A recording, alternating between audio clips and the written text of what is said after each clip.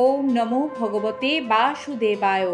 আজ কার্তিক তথা দামোদর মাসের কৃষ্ণপক্ষের শ্রী রমা একাদশী ব্রত। শ্রবণ করুন শ্রী রমা একাদশী ব্রত কথা।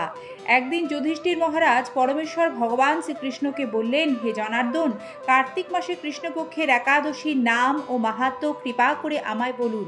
পরমেশ্বর ভগবান শ্রীকৃষ্ণ বললেন, হে রাজন, মহাপাপ দূরকারী সেই একাদশী রমা নামে বিখ্যাত। আমি এখন এর মাহাত্ম্য বর্ণনা করছি, আপনি তা মনোযোগ সহকারে শ্রবণ করুন। পুরাকালে মুচুকুন্দ নামে একজন সুপ্রসিদ্ধ রাজা ছিলেন। দেবরাজ ইন্দ্র, যম, বরুণ ও ধনপতি কুবেরের সাথে তার বন্ধুত্ব ছিল। ভক্তশ্রেষ্ঠ বিভীষণের সাথেও তার অত্যন্ত সদ্ভাব ছিল। তিনি ছিলেন বিষ্ণু ভক্ত ও সত্য প্রতিজ্ঞ। এইরূপে তিনি ধর্ম অনুসারে রাজ্য শাসন করতেন। চন্দ্রভাগা নামে তার একটি কন্যা ছিল। চন্দ্রসেনের পুত্র শোভনের সাথে তার বিবাহ হয়েছিল। শোভন এক সময় শ্বশুর বাড়িতে এসেছিল। দৈবক্রমে সেই দিন ছিল একাদশী তিথি।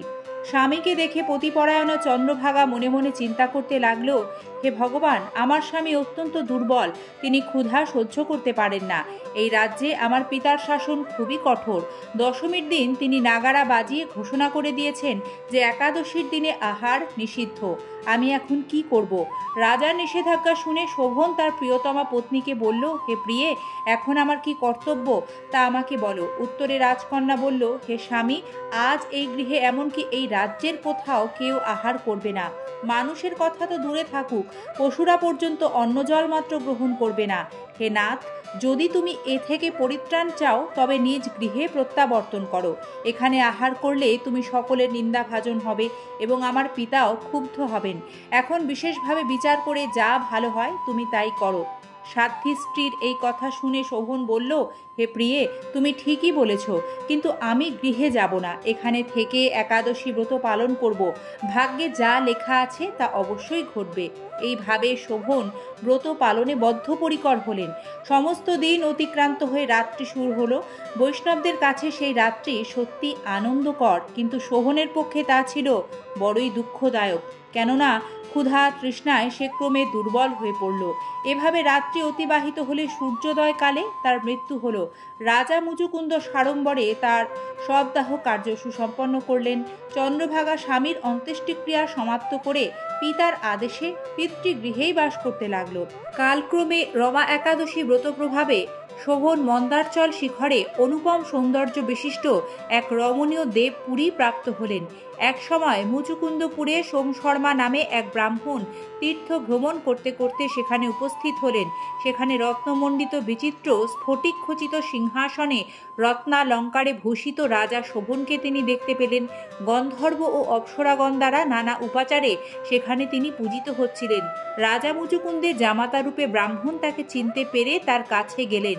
শোভনও সেই ব্রাহ্মণকে দেখে আসন থেকে উঠে এসে তার চরণ বন্দনা করলেন। শ্বশুর মুচুকুন্দ ও স্ত্রী চন্দ্রভাগা সহ নগরবাসী সকলের কুশল বার্তা জিজ্ঞাসা করলেন। ব্রাহ্মণ সকলের কুশল সংবাদ জানালেন। জিজ্ঞাসা করলেন, এমন বিচিত্র মনোরম স্থান কেউ কখনো দেখেনি। আপনি কিভাবে এই স্থান প্রাপ্ত হলেন তা সবিস্তারে আমার কাছে বর্ণনা করুন। শোভন বললেন যে কার্তিক মাসে কৃষ্ণপক্ষিয়া রমা একাদশী সর্বব্রতের মধ্যে শ্রেষ্ঠ। আমি তা শ্রদ্ধা রহিতভাবে পালন করলেও তার আশ্চর্যজনক এই ফল লাভ করেছি। আপনি কৃপা করে চন্দ্রভাগাকে সমস্ত ঘটনা জানাবেন। সোমশর্মা মুচুকুন্দপুরে ফিরে এসে চন্দ্রভাগার কাছে সমস্ত ঘটনার কথা জানালেন। ব্রাহ্মণের কথা শুনে অত্যন্ত আনন্দিত চন্দ্রভাগা বললেন, হে ব্রাহ্মণ, আপনার কথা আমার কাছে স্বপ্ন বলে মনে হচ্ছে। তখন সোমশর্মা বললেন, হে পুত্রী, সেখানে তোমার স্বামীকে আমি স্বয়ং স্বচক্ষে দেখেছি। অগ্নিদেবের মতো দীপ্তিমান তার নগরও দর্শন করেছি, কিন্তু তার নগর স্থির নয়। তা যাতে স্থির হয় সেই মতো কোনো উপায় করো। এসব কথা শুনে চন্দ্রভাগা বললেন, তাকে দেখতে আমার খুব ইচ্ছা হচ্ছে, আমাকে এখনই তার কাছে নিয়ে চলুন। আমি ব্রত পালনের পূর্ণ প্রভাবে এ নগরকে স্থির করে দেব। তখন সোমশর্মা চন্দ্রভাগাকে নিয়ে মন্দার পর্বতে বামদেবের আশ্রমে উপনীত হলেন। সেখানে ঋষির কৃপায় ও হরিবাসর ব্রত পালনের ফলে চন্দ্রভাগা দিব্য শরীর ধারণ করল। দিব্য গতি লাভ করে নিজ স্বামীর নিকট উপস্থিত হলেন। প্রিয় পত্নীকে দেখে শোভন অতীব আনন্দিত হলেন। বহুদিন পর স্বামীর সঙ্গ লাভ করে চন্দ্রভাগা অকপটে নিজের পূর্ণ কথা জানালেন। হে প্রিয়, আজ থেকে 8 বছর আগে আমি যখন পিতৃগৃহে ছিলাম তখন থেকে এই রমা একাদশী ব্রত নিষ্ঠা সহকারে পালন করতাম। ওই পুণ্য প্রভাবে এই নগর স্থির হবে এবং মহাপ্রলয় পর্যন্ত থাকবে। হে মহারাজ, মন্দারচল পর্বতের শিখরে শোভনশ্রী চন্দ্রভাগা সহ দিব্য সুখ ভোগ করতে লাগলেন। পাপ নাশিনী ও ভক্তি মুক্তি প্রদায়িনী রমা একাদশীর মাহাত্ম্য আপনার কাছে বর্ণনা করলাম। যিনি এই একাদশী ব্রত শ্রবণ করবেন তিনি সর্বপাপ মুক্ত হয়ে বিষ্ণু লোকে পূজিত হবেন।